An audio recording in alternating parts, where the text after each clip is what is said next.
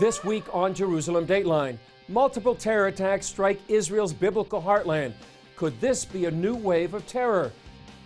Plus, a look at why this man says Jerusalem should never be divided.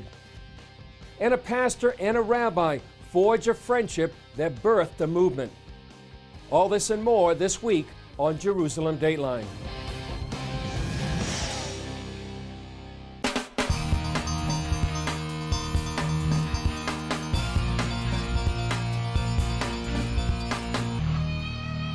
Hello and welcome to this edition of Jerusalem Dateline. I'm Chris Mitchell. Two drive-by shootings left at least 3 Israelis dead and several more wounded. An Israeli police spokesman, Mickey Rosenfeld, says there's an increase in these kinds of terror attacks. We've seen a wave of terrorist attacks, but at the same time an increase in a wave of operations that have taken place. With the peak of those operations being, in fact, over the last 24 hours, where our border police units managed to find, target, and during gun battles that broke out, 2 terrorists were shot and killed from 2 previous terrorist attacks. After the attacks, hundreds of Israelis protested outside the Prime Minister's home and called for more action. Those people murdered my grandchild just a few days ago, who hadn't even been born, and wounded my daughter, who nearly died, and my son-in-law, and this has to stop. We are a democracy. We respect freedom, and this cannot be tolerated anymore. Prime Minister Netanyahu announced a series of measures, including demolition of the killers' homes and increased building in Judea and Samaria. On its northern border, Israel is still fighting a hidden threat. Defense forces discovered a 3rd tunnel built by terrorists from Lebanon into Israel, and the tunnels put Israel and the Hezbollah terror group on a collision course. Prime Minister Benjamin Netanyahu issued a warning to Hezbollah during a visit to Israeli troops in the north. Our deployment is ready for a strong response if Hezbollah makes a big mistake and decides to harm us or to resist the operation we're conducting. They will be hit in such a way that they cannot even imagine. Meanwhile, a Hezbollah leader boasted all of Israel is within range of its missiles. Sheikh Naim Qassem said there is not a single point in the occupied territories out of reach of Hezbollah's missiles. The Zionists cannot tolerate such a high level of threats in confrontation with Hezbollah, which is why they have no motive for entering another war with Lebanon. Israel's chief of military intelligence warned lawmakers that while the risk of war is low, the potential exists for circumstances to escalate out of control. Lebanon's president downplayed the danger. Israel has informed us through the United States that there are no aggressive intentions, and it will continue to work inside its territories. We, too, have no aggressive intentions. The tunnels, however, appear to be part of an aggressive strategy by Hezbollah. Israel says the tunnels violate the UN resolution that ended the 2006 Second Lebanon War that prohibited Hezbollah from a military buildup. Since then, however, Hezbollah missiles have increased about tenfold to some 150,000, giving the terror group more military firepower than 95% of countries in the world. Chris Mitchell, CBN News, Jerusalem. Israeli Prime Minister Netanyahu met with foreign journalists and discussed the Hezbollah terror tunnels on its northern border. And he also wants the world to know how Israel not only fights terrorism on its own borders, but also helps the rest of the world. The Prime Minister made the most of an opportunity in front of international reporters to tell them how Israel is taking on its greatest enemy, Iran. We are fighting that nuclear deal. I had to fight it against all the powers in the world, but I'm glad to see that this has changed. We're stopping their attempts to have a continuity of land empire by preventing them from entrenching themselves militarily in Syria. We're stopping that. And of course, the extension of that is preventing their proxy, Hezbollah in Lebanon, from attacking us, through terror tunnels, through precision-guided missiles. Netanyahu also showed his audience how Israel provided what he called unmatched intelligence to stop terror attacks around the world. This is a plane bound from Sydney to Abu Dhabi. Daesh planned to bring it down, exploded in air. We gave the intelligence to the Australian police, and they stopped it. There are about 40 other such attacks, many in the air, most on the ground, which we've stopped in virtually all the continents. According to Netanyahu, Israel's efforts to keep the world safe has also brought the Arab world closer to the Jewish state. Obviously, this has created a new relationship between Israel and the Arab world. Some of it is coming to the open. Netanyahu highlighted his recent trip to the Gulf state of Oman and how Israeli athletes competed in competitions held in Arab countries. The Arab countries understand exactly what I'm telling you now, that Israel is not their enemy, but is their indispensable partner for countering this radicalism, this terrorism that threatens them as much as us. That is the fruits of Iranian aggression are bitter, but also sweet. He pointed to other reasons why these countries are becoming more friendly. Chief among them, technology. They want also our civilian technology in anything, in health, in water management, in IT, in agriculture. Our technology encompasses just about everything, and they want to have the benefit to develop their own countries with this technology. And then the Prime Minister offered reporters a message to take to their audience. The news story is this: Israel is a world force in countering radical Islam. The Arabs get it, the Muslims get it, and they're coming closer to us. Israel is a world force in global technology. Everybody gets that. Everybody. Chris Mitchell, CBN News, Jerusalem. In another story ahead of Christmas, Israel announced that more than 1,500 landmines have been cleared near the site revered as the place of the baptism of Jesus. CBN News Middle East correspondent Julie Stahl has that story. This is Qasr al-Yahud on the Jordan River, and behind me is Jordan. Many believe this is the place where John the Baptist baptized Jesus. It's also thought to be the area the children of Israel crossed over to the Promised Land and the site where Elijah ascended to heaven. Israel's side of the baptismal site opened to visitors in 2011, but the 250-acre area around it, known as the Land of the Monasteries, remained off limits. This area is covered with mines and other explosives from past conflicts like the Six-Day War. Due to safety concerns, access to church properties has been blocked for more than 40 years. We are working here almost 1 year. In this monastery, we work here 3 months.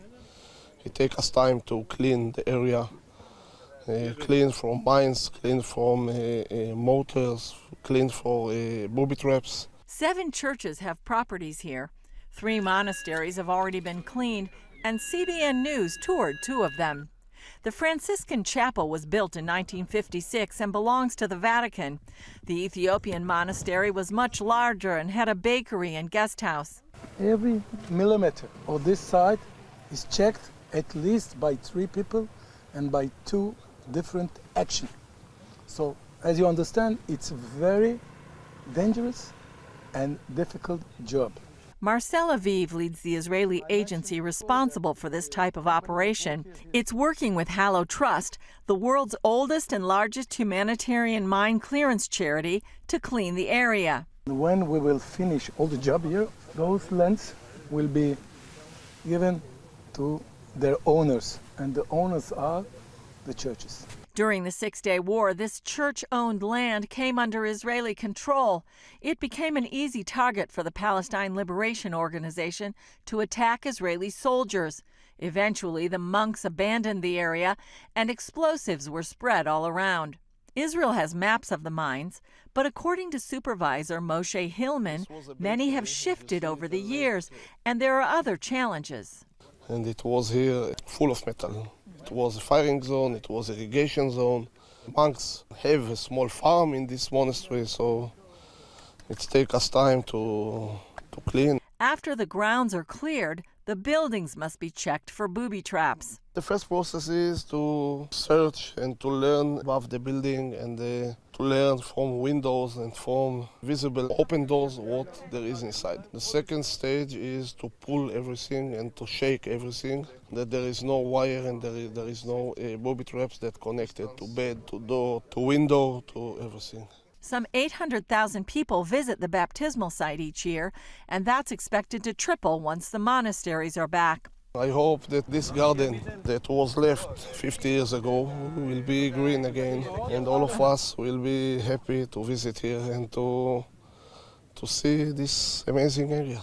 I hope and it will be, and I'm sure that it will be. Julie Stahl, CBN News, Qasr al-Yahud, the Jordan Valley. Coming up, why this man believes it's important to keep Jerusalem united and undivided.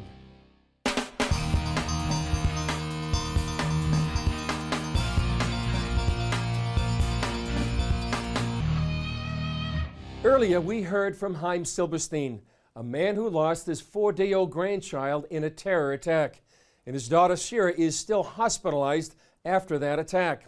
Silberstein founded Keep Jerusalem, a group dedicated to keeping the city united. Here's a story CBN's Scott Ross did with Silberstein before President Trump recognized Jerusalem. And Silberstein explains why he believes it's important to keep the city together. Take a look. Jerusalem's old city, the Temple Mount, and the Mount of Olives all share common bonds. In addition to biblical significance, they're all in the part of the city Palestinians want as their future capital. Scripture says Jerusalem is a city set on a hill. And we are standing on the hill, the Mount of Olives, and we are overlooking the Temple Mount. Beautiful vision here of the old city, and behind it the new city. Chaim Silberstein, founder and president of Keep Jerusalem, believes the city must remain united. We spent a day looking at Jerusalem from different angles to understand its complexity. This is a city that's ensconced in geopolitics, in divisiveness, both within the Jewish people and certainly the Arab nations against the Jewish people. Jerusalem has been conquered more than any other city in history, yet it's been the only capital the Jewish people have ever known. Still, the world refuses to recognize it as Israel's capital, even though it's mentioned more than 640 times in the Old Testament and not once by name in the Quran. Jerusalem is the capital of Israel. We know that over 3,000 years ago, King David came here, he conquered Jerusalem, and he set up his capital here. And for 1,000 years, Israel had sovereignty, the Jews had sovereignty in the land of Israel.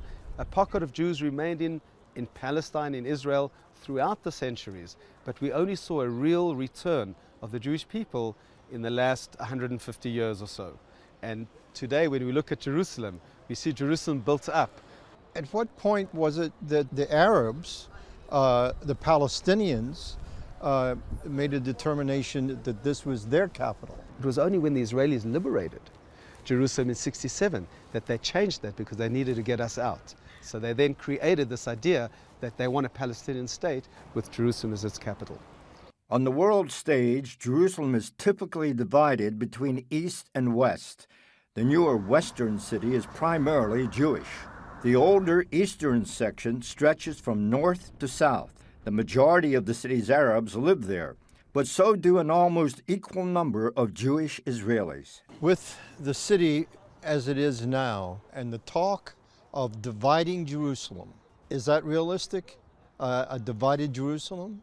I think that it would be a disaster of historic proportions and a huge mistake, because dividing up Jerusalem will create the exact opposite effect of peace. From 1949 to 1967, Jerusalem was divided, with Jordan controlling the eastern sector. During 1967's Six-Day War, Israel took back control. Silberstein took me to the battlefield that turned the tide. This is the actual spot where hand-to-hand combat took place here, is that correct? Correct. This is probably the toughest battle in Jerusalem during the Six-Day War. Between the west and Mount Scopus was Ammunition Hill, so it was critical to take this hill. The Bible calls Jerusalem the city of the great king, and it's seen many kings. In 1964, Jordan's King Hussein started building a hilltop palace on the northern edge of Jerusalem. The Six-Day War interrupted his plans. This site where we are now is not really the palace of King Hussein, but rather the palace of King Saul. From on high, it's easy to see why kings old and new would want to occupy this hill. We're looking eastwards, and we're actually looking into the Judean desert. Behind the Judean desert are the mountains of Moab, which is where Jordan is today. Oh. So we can see all the way to the Dead Sea and the Jordan Valley.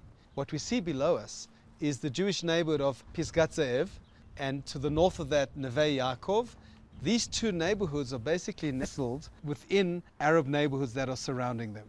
If we would cut off Jerusalem and say everything to the left of this line would be Palestine, 90,000 Jews living in these two neighborhoods would find themselves in Palestine. Looking to the north, we could see biblical Judea and Samaria, otherwise known as the West Bank. In the distance, just 5 miles from Jerusalem, is Ramallah, the current seat of government for the Palestinian Authority. An important thing to understand when you want to understand the strategic issues facing Jerusalem is what is the goal of the Arabs. They understand that Jerusalem is the heart of the Jewish people, and if they can liberate Jerusalem from their point of view, then they will have succeeded in liberating Israel ultimately. Silverstein believes the Arabs have three main ways they're working to liberate Jerusalem: by force, propaganda and diplomacy, and demography. What they're doing is building and building and building inside Jerusalem, largely illegal structures, in fact have successfully created a territorial continuum that runs from Ramallah in the north, all the way through Jerusalem, through the Old City, to Bethlehem in the south.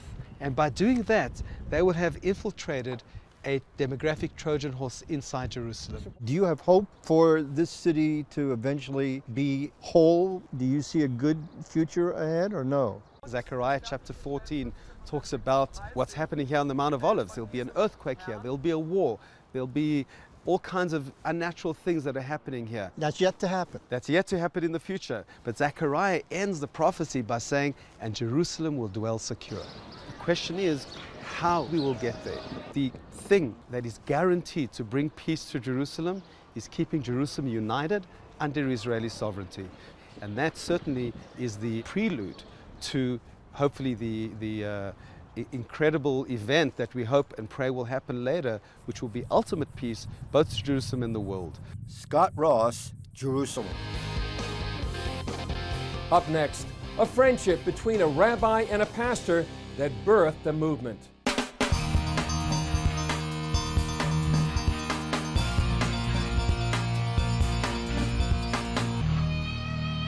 Israel enjoys a lot of support in the United States.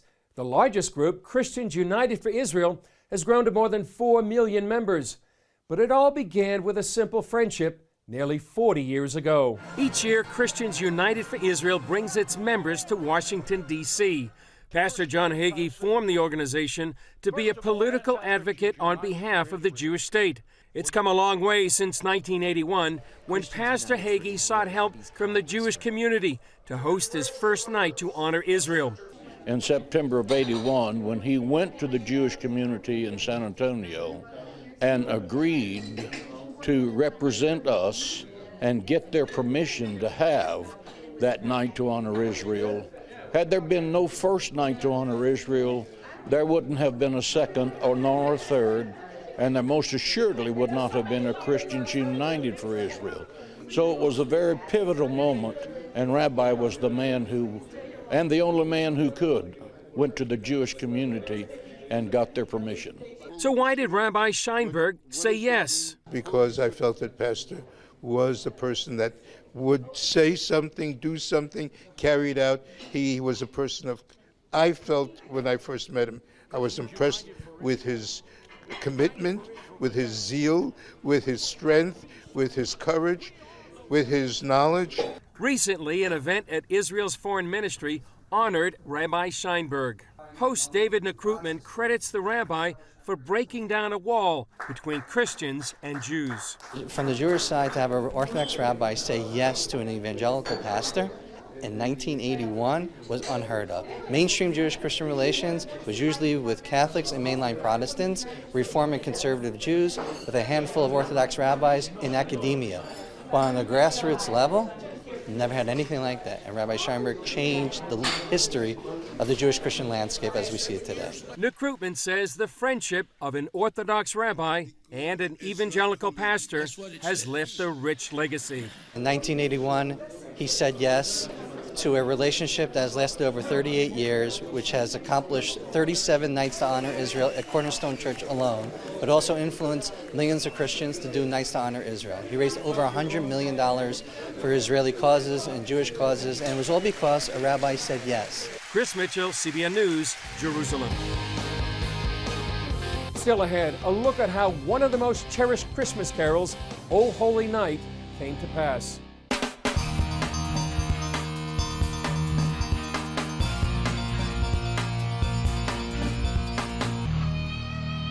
The Christmas season is a time for Christmas carols, and one of the most beloved is O Holy Night. Here's the story of how this song became a Christmas favorite. In 1847, the French song Cantique de Noël was co-written by a Jewish composer named Adolphe Adam. A decade later, the American minister John Sullivan Dwight translated the lyrics into English. As an abolitionist, Dwight was struck by the lyrics of the second verse. Chains shall he break, for the slave is our brother. And in his name, all oppression shall cease. Almost 60 years later, on Christmas Eve in 1906, the Canadian inventor Reginald Fessenden created the world's first radio broadcast, mostly heard by radio operators and cargo ships in the Atlantic. Fessenden read the story of the Nativity from the Gospel of Luke and played O Holy Night on his violin, making it the first Christmas song ever broadcast on the radio. Well, that's all for this edition of Jerusalem Dateline. Thanks for joining us. Remember, you can follow us on Facebook, Twitter, Instagram, and YouTube. I'm Chris Mitchell. Merry Christmas, and we'll see you next time on Jerusalem Dateline.